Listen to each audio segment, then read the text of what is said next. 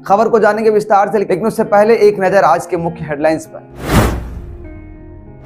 पूर्णिया सांसद पप्पू यादव और उनकी पत्नी रंजीत रंजन को बड़ी राहत, 15 साल पुराने मामले में बड़ी।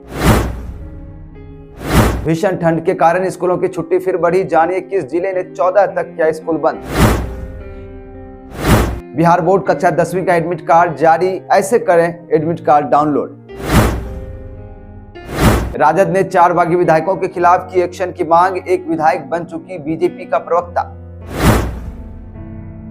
तो चलिए खबरें अब विस्तार से।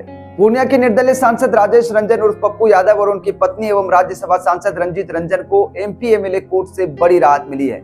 एमपी एमएलए कोर्ट ने पप्पू यादव और उनकी पत्नी एवं राज्यसभा सांसद रंजीत रंजन और संतोष यादव को 15 साल पुराने मामले में बरी कर दिया है। अदालत ने गुरुवार को फैसला सुनाते हुए सभी आरोपियों को सबूतों के अभाव में बरी कर दिया है। यह मामला साल 2009 के लोकसभा चुनाव के दौरान का है।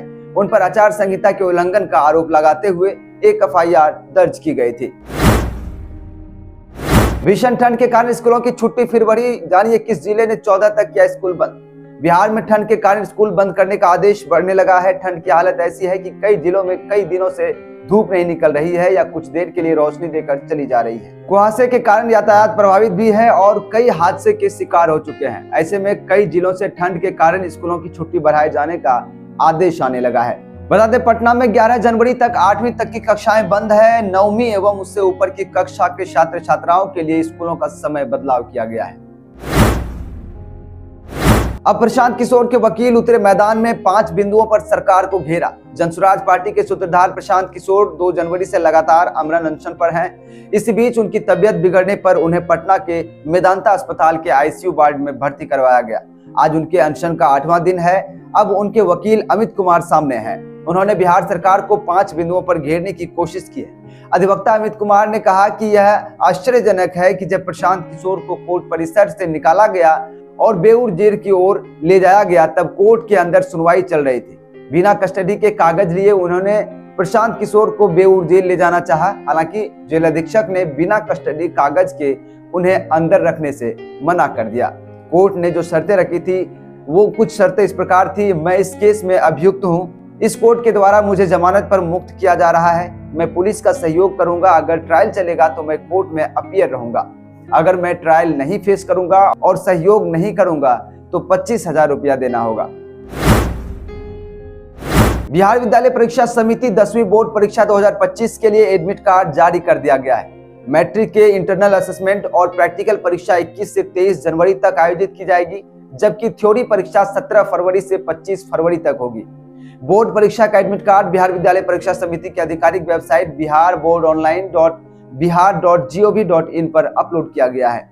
इस प्रवेश पत्र के माध्यम से छात्र 21 जनवरी 2025 से 23 जनवरी 2025 के बीच आयोजित होने वाले इंटरनल असेसमेंट या प्रायोगिक परीक्षा में शामिल हो सकेंगे। इस प्रवेश पत्र के जरिए छात्र थ्योरी परीक्षा में भी सम्मिलित हो पाएंगे। बिहार बोर्ड ने वार्षिक थ्योरी परीक्षाओं के लिए परीक्षा समय सारणी 2025 पहले ही जारी कर दी है।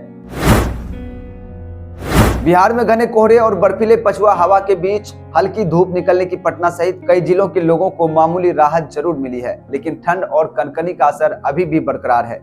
दिन और रात के तापमान में महज 2 डिग्री का अंतर होने से ठिठुरन बढ़ गई है। पटना स्थित मौसम विज्ञान केंद्र के वैज्ञानिक कुमार गौरव ने बताया कि राज्य के 12 जिलों में घना कोहरा छाया हुआ है, जिसके चलते इन जिलों में येलो अलर्ट जारी किया गया है। कोहरे के कारण दृश्यता बेहद कम हो गई है, जिससे सड़क, रेल और हवाई यातायात पर भारी असर पड़ा है। कई ट्रेनें रद्द कर दी गई हैं, जबकि फ्लाइट्स में भी देरी हो रही है। बिजली विभाग ने भेजा 16.98 लाख का बिल। मानसिक तौर पर परेशान किसान बोला, इतने का तो अनाज भी नहीं होगा। दरअसल गोपालगंज जिले के भोरे प्रखंड के करमसी गांव में के किसान शिवशंकर प्रसाद शाही को बिजली विभाग की लापरवाही ने गहरे संकट में डाल दिया है। खेत की सिंचाई के लिए उन्होंने जिस मोटर का कनेक्शन लिया था, उसका बिजली बिल उन्हें 16.98 लाख रुपए का थमा दिया गया है। यह बिल मात्र 2 वर्ष का है। इसे देखकर न केवल शिवशंकर बल्कि गांव के अन्य लोग भी हैरान हैं। सवाल उठता है कि आखिर बिजली विभाग की ऐसी चूक कैसे हो गई, ऐसे कैसे हो सकती है। जब इस मुद्दे पर बिजली विभाग के जूनियर इंजीनियर जेई से संपर्क किया गया तो उन्होंने माना कि बिल में गलती हुई है। जेई ने कहा कि यह बिल गड़बड़ी के कारण जारी हुआ है, जल्द ही इसे ठीक कर दिया जाएगा। किसान को चिंता करने की आवश्यकता नहीं है। तो चलिए रुक करते हैं अगली खबर की ओर। बीपीएससी अभ्यर्थियों पर हुए लाठीचार्ज को चिराग ने बताया गलत, विपक्ष को भी दिया नया नाम। बता दें, बीपीएससी अभ्यर्थी पर किए गए लाठीचार्ज पर चिराग पासवान ने कहा कि मैं लाठीचार्ज का कतई पक्षधर नहीं हूं। उन्होंने कहा कि छात्रों की बातों को गंभीरता से सुना जाना चाहिए, उनकी हर उचित मांगों को पूरा किया जाना चाहिए, उन पर लाठी चलाया जाना कहीं से भी उचित नहीं है।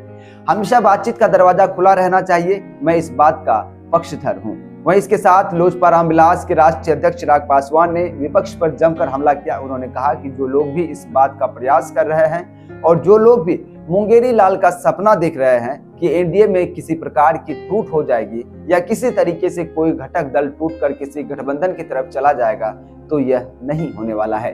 उन्होंने कहा कि एक बात तो तय है कि आगामी बिहार विधानसभा चुनाव 2025 बिहार के पांचों घटक दल एक साथ पूरी मजबूती से न सिर्फ लड़ेंगे बल्कि एनडीए की एक मजबूत सरकार भी विधानसभा चुनाव के बाद बनने जा रही है।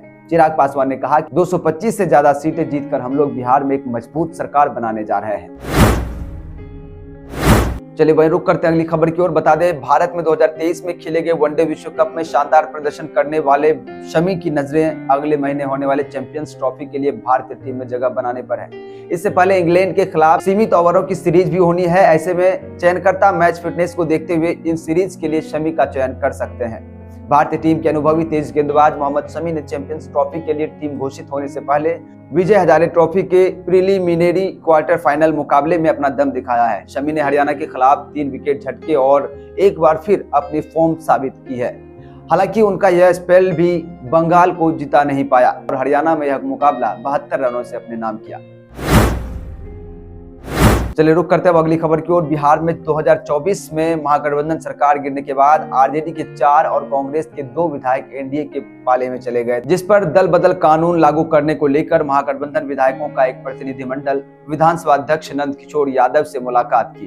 दरअसल महागठबंधन की सरकार गिरने के बाद प्रहलाद यादव, नीलम देवी, चेतन आनंद, संगीता कुमारी, मुरारी गौतम एनडीए के साथ चले गए थे, जिस पर विपक्ष दल बदल कानून लागू करने और उनकी विधानसभा सदस्यता रद्द करने की मांग कर रहा है।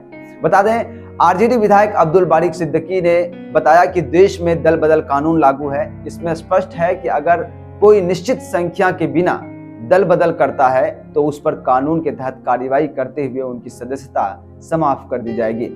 दल बदल करने वाले आरजेडी के 4 सदस्यों ने इंडिविजुअल दल बदल किए हैं। हम स्पीकर साहब का ध्यान आकर्षित करने के लिए आए थे कि संसदीय परंपरा में जो नियम कायदा है, अगर उसका पालन नहीं होगा तब कानून का कोई मतलब नहीं रह जाएगा। हमारी यह मांग है कि आगामी सत्र से पहले इस पर निर्णय हो जाना चाहिए। वहीं बात करें अगली खबर की, तो बिहार के सरकारी स्कूलों में उगाई जाएंगी हरी सब्जियां, बच्चों का कुपोषण होगा दूर। सरकार ऐसी योजनाएं चला रही है। बता दें, बिहार सरकार ने कुपोषण से लड़ने और छात्रों को पोषण युक्त आहार उपलब्ध कराने के लिए एक अनूठी पहल की है। राज्य के ग्रामीण क्षेत्रों के सरकारी स्कूलों में पोषण वाटिका की स्थापना की जाएगी। यह पहल ग्रामीण विकास विभाग के द्वारा मनरेगा योजना के तहत लागू की जाएगी। मनरेगा आयुक्त अभिलाषा कुमारी शर्मा की अध्यक्षता में आयोजित एक ऑनलाइन कार्यशाला में इस योजना पर चर्चा की गई। बता दें, इस योजना को लेकर कार्यशाला में बताया गया कि पहले चरण में प्रत्येक प्रखंड में एक पोषण वाटिका स्थापित की जाएगी। इसके लिए ऐसे सरकारी स्कूलों को चुना जा रहा है जिसमें 4 दीवारी और चापाकल की सुविधा हो। पोषण वाटिका के लिए जैविक खाद तैयार करने हेतु नाडेप टैंक बनाए जाएंगे। इन वाटिकाओं में पोषण से भरपूर फलों और सब्जियों के पौधे लगाए जाएंगे, जिनमें कुछ आंवला, सहजन, नींबू, अमरूद, आम, जामुन, कटहल, अनार, लीची और सीताफल जैसी फल सब्जियां शामिल होंगी। तो ये थी कुछ आज की मुख्य और बड़ी खबरें जो हम आप तक लगातार पहुंचाने की कोशिश कर रहे थे। ये वीडियो आपको कैसा लगा, साथ ही इस वीडियो से अगर थोड़ी सी भी जानकारी आपको मिली हो तो वीडियो को लाइक करें और इसी तरह की खबर को बराबर कंटिन्यू देखने के लिए हमारे इस चैनल को अभी सब्सक्राइब कर लें। फेसबुक पर देख रहे हैं पेज को फॉलो करें। अपना विचार कमेंट में जरूर रखें और वीडियो को ज्यादा से ज्यादा शेयर जरूर करें। हमें दीजिए इजाजत।